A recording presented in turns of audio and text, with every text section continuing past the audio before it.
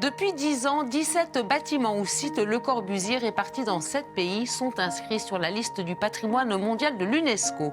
Parmi ces œuvres architecturales, le couvent Sainte-Marie de la Tourette dans le Rhône et la maison de la culture de Firminy dans la Loire. Aujourd'hui, on vous emmène les découvrir.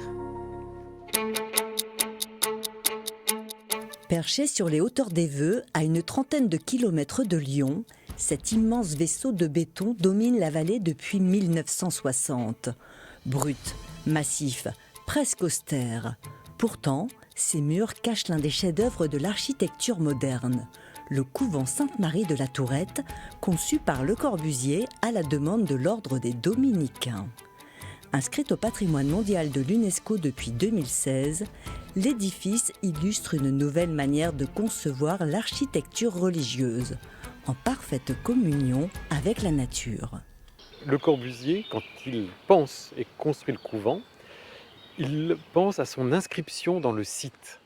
Et il dessine d'abord le paysage et ensuite il place le bâtiment.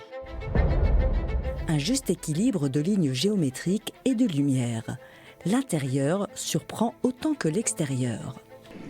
Très surpris par la modernité en effet des lieux, l'originalité dans la conception. Ah oui, c'est très surprenant. Dans cet univers épuré à l'extrême, peu de signes religieux. Seule la porte dessine en s'ouvrant une croix. Un écrin brut au service de la liturgie au cœur d'un patrimoine bien vivant. Au-delà du symbole, le label UNESCO garantit aussi la protection du site et renforce son attractivité. Chaque année, des visiteurs et des experts du monde entier viennent ici pour comprendre la force des lieux. J'ai été surpris, à dire vrai, parce que je suis japonais et je suis bouddhiste, il faut le dire. Et j'ai l'habitude des constructions en bois pour les édifices religieux. Et donc à ce titre-là, j'ai été un peu surpris. Bon, c'est vrai, il faut avoir des connaissances préalables, donc je m'y attendais, on va dire.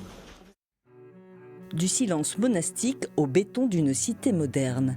À quelques dizaines de kilomètres de là, à Firminy, près de Saint-Étienne, Le Corbusier imagine une nouvelle manière d'habiter la ville.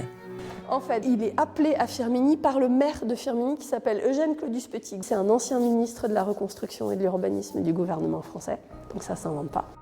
Le projet, un site comprenant une maison de la culture, un stade, une église et une unité d'habitation.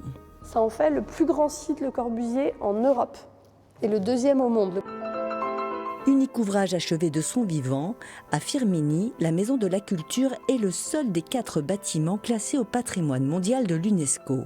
L'UNESCO, ça reste un critère, notamment je crois pour du public asiatique, et il y a un effet rebond, c'est-à-dire que la Maison de la Culture sur cette liste UNESCO, ça fait parler du stade, ça fait parler de la Maison de la Culture, ça fait partie de l'église. Un patrimoine qui se visite, mais aussi un patrimoine qui se vit. Aujourd'hui, 900 personnes occupent l'unité d'habitation de Firminy. Fabrice y est installé il y a 20 ans et essaye de faire perdurer l'esprit du bâtiment. Ce qui m'intéresse, c'est effectivement cette ouverture d'esprit, cette façon de vivre cet habitat qui est quand même plutôt très agréable.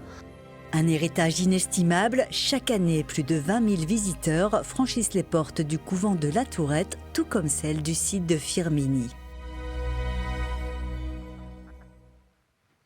Le couvent de la Tourette, où 9 moines dominicains continuent de vivre leur foi, mais aussi de partager leur passion pour cet édifice. À l'image de frère Charles Desjobert, il est architecte du patrimoine et connaît donc très bien l'approche de Le Corbusier. Pour lui, ce bâtiment possède de nombreuses qualités. Quand on voit une photo de la Tourette un peu proche, on a l'impression que c'est cette espèce d'énorme blocos ou bloc de béton brut, un peu violent. Et ce qui est étonnant quand on y vit, c'est de s'apercevoir que c'est un lieu extrêmement ouvert sur la nature. On profite des 70 hectares de parc autour. Et Le Corbusier travaille avec cet environnement, il nous donne des vues. C'est une promenade architecturale où on est projeté sans cesse. On est dans un lieu d'ombre et de lumière. Moi, c'est comme ça que je le définis.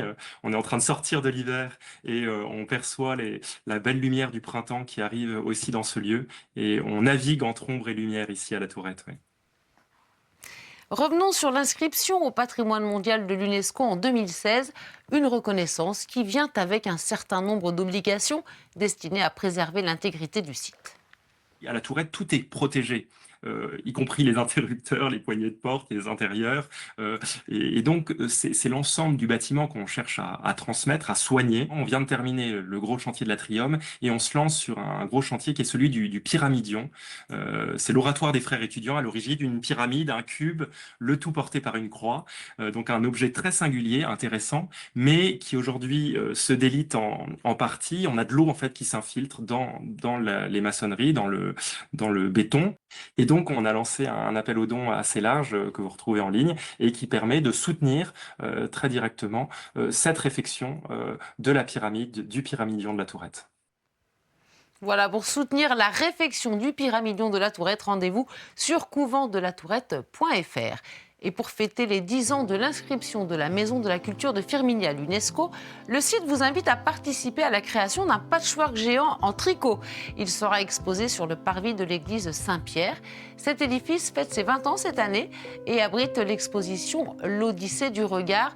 Le Corbusier et Lucien Hervé, ce photographe franco-hongrois, collaborateur fidèle de l'architecte visionnaire, Le Corbusier lui avait donné une liberté rare, celle de documenter ses travaux sans restriction. De nombreuses photos à découvrir donc jusqu'au 7 juin. Voilà pour Firminy, mais nous évoquions le couvent de la Tourette à Éveux. Eh bien, sachez que vous pouvez dormir sur place. Le gîte et le couvert pour une 60aine d'euros, ce n'est pas si cher payé pour une parenthèse spirituelle et esthétique. Allez, on termine en Bourgogne-Franche-Comté avec un autre haut lieu d'architecture et de spiritualité, la chapelle de Ronchamp, érigée par Le Corbusier sur la colline de Bourg-les-Monts et qui a révolutionné l'architecture religieuse au XXe siècle. Très belle journée à vous.